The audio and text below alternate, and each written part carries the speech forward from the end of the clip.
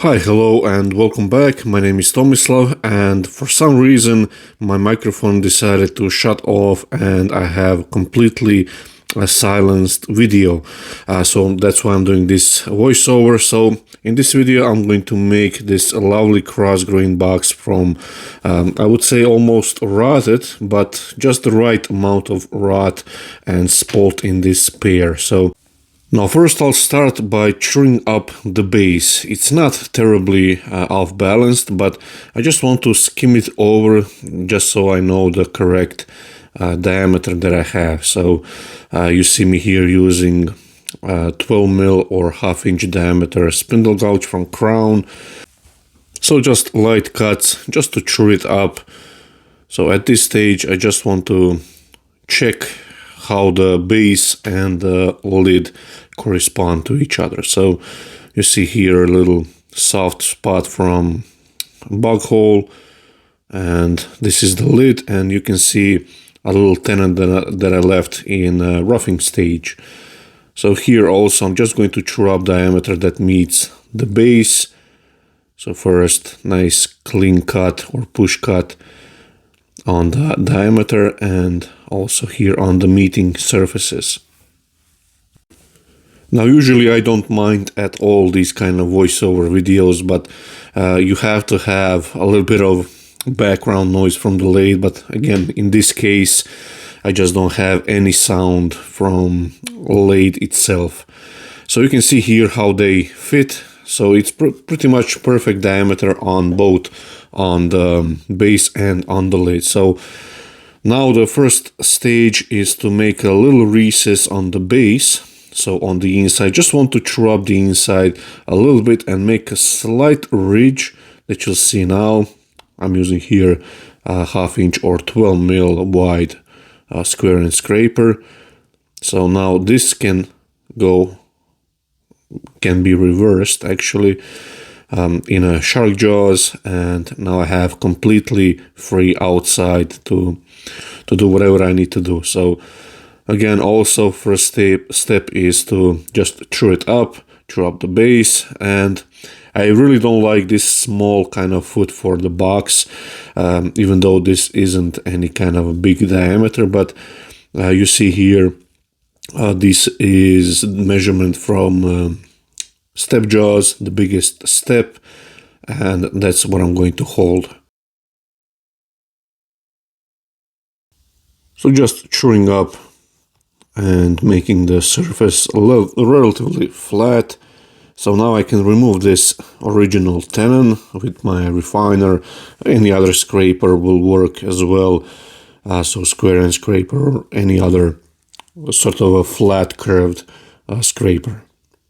So you can see lovely shavings from pear. Pear usually works quite beautifully, but this one is quite heavily spalted and almost on the verge of rot. So, and just putting it with 10 mil spindle gouge, that's 3/8 wide or diameter, just putting a little bead detail on the bottom.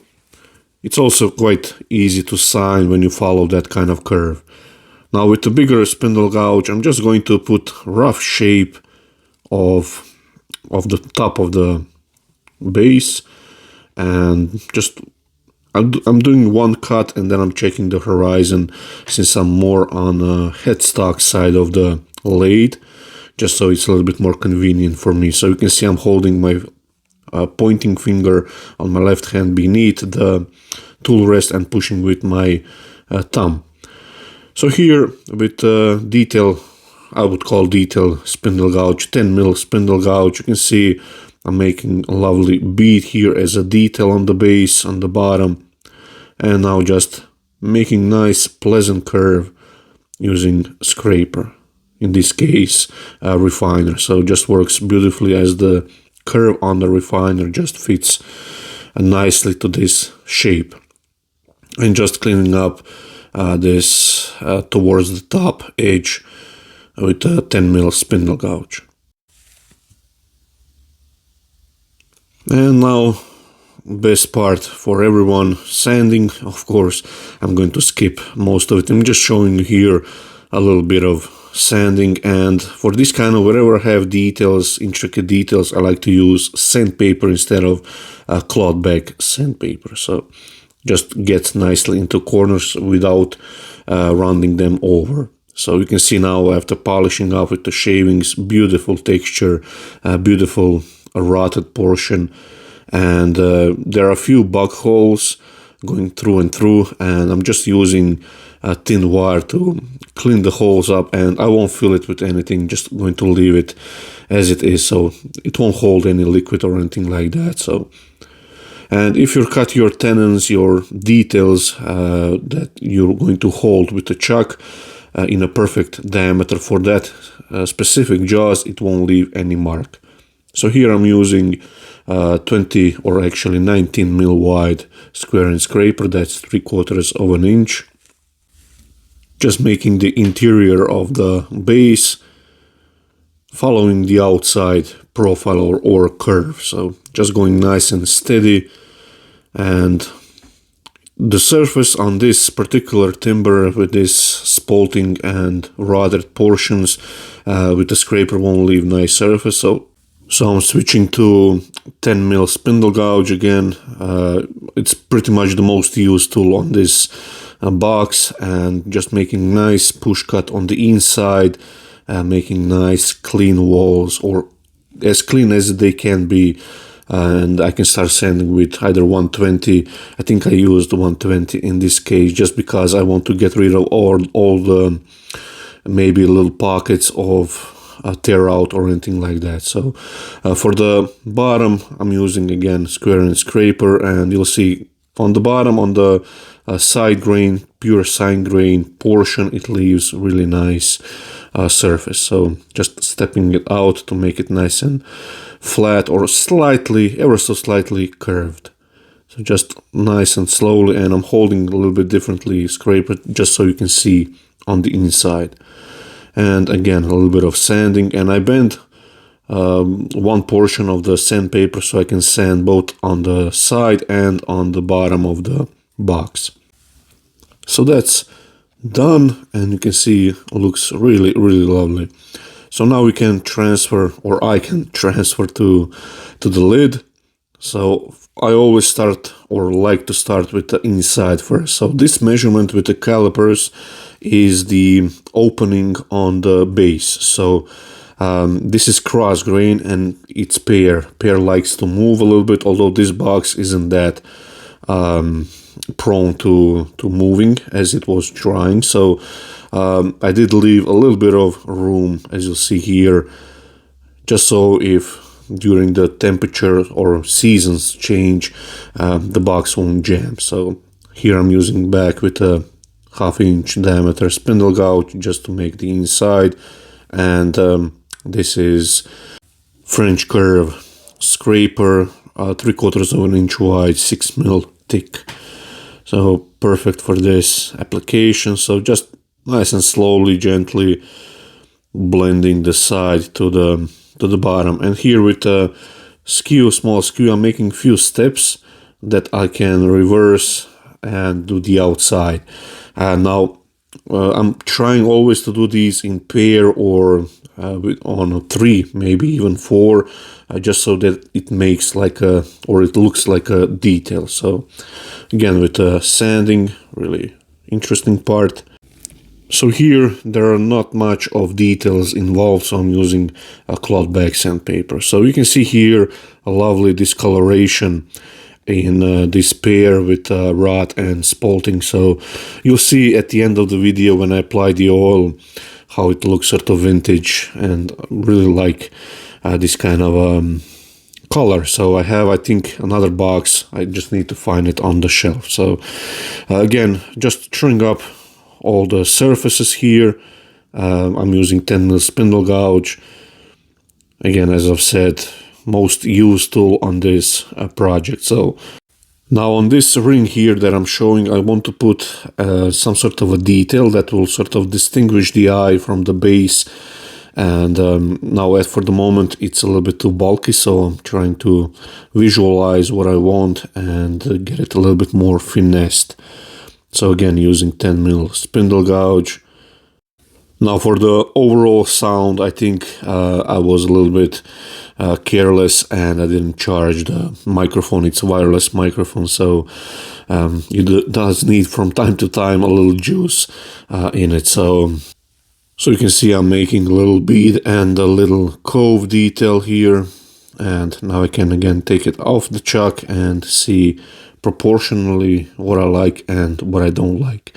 So that's also another benefit of using the detail on the inside of the lid, because you can take it on and off pretty much numerous times and check it out. So this is the inside depth, which I forgot to measure. So now I'm mark it and sort of setting it in, so I have sort of a rough estimate where the inside is. So here I'm just blending or making a slight curve and meeting the top with refiner in a shear scrape mode. You can see where on the bottom half of the scraper the shavings is, or the dust is coming from. So that's always the part you want to use with the shear scrape action, let's say. So now here, just trying to visualize what kind of knob do I want, or what kind of detail do I want. So for the moment, I'm just putting another bead here. First it was a roughing cut, and now if you take a little tiny cut, it will make it nice and clean. Now this is one particular detail that I'm kind of fond of, this kind of a knob. It's a little bit different, and I kind of like it. So in a few seconds, I'm just going to show you as I've pulled the lid off the chuck again to test it out on the base. You see that it's a little bit too top heavy, and just want to reduce some of this weight here as well. But for the moment, in this point of time, I did not know that. So here you can see that it looks a little bit top heavy just beneath the knob here, where my pointing fingers are. So I want to reduce some of that weight or some of that diameter, so it looks a little bit more pleasant, I would say, or at least pleasant to my eye. So you can see here just reducing some of that diameter. Now my voice do sound a little bit different, a little bit too much of a cold beverage does the job quite badly, I would say. So my sound or my voice is a little bit deeper than maybe usual. So again, just refining one step at a time, proportions and shape. So here I'll reduce the diameter of the knob, and as I like that sort of detail, just going to put it back on. So you can see again I'm using 10 mil spindle gouge, especially when you're into this kind of buried cut, let's say, where you have cut on the bottom of the bevel and on the wing. You just have to be careful to take a little bit of material off to make a nice clean surface. So again, here I'm just reestablishing that bead, and I've put a little cove here, but I did not like how that looks, so just making nice subtle curve to the bottom. And I just at the point I did not know what I wanted to do with this top band, so I decided to put 3 little beads, again using 10 mil spindle gouge, just rolling the beads, and it makes them nice and clean. So that's the overall shape of the top, which I'm really pleased. And again, there are a lot of details here between the beads and so on, which you don't have to sand too much, but using sandpaper instead of cloth bag can you can make a little crease in the paper and sand right into corner without disrupting the surrounding surface. So that's after sanding, a little buff with shavings brings out a little bit more shine. And now you're going to see how it looks a little bit vintage in my opinion, but I really like it with coat of tung oil with citrus solvent. So really nice. I'm really pleased how this one turned out. And again, I think I have another one, a little bit bigger box blank. So thank you for watching, and see you in the next video.